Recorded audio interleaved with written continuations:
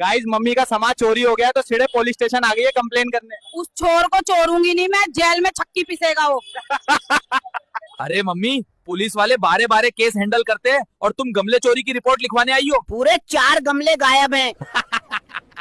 Inspector साहब, हमारे पूरे 4 गुलाब के गमले गायब हैं। मुझे तो परस वाली सविता पे शक है, उसकी नजर हमेशा से मेरे गमलों पर थी। गाइस, पुलिस ने हमें काफी इज्जत से धक्के मार के बाहर निकाला है, ये कह के कि ये केस उनके लेवल का नहीं है। चल सीबीआई के पास चलते हैं।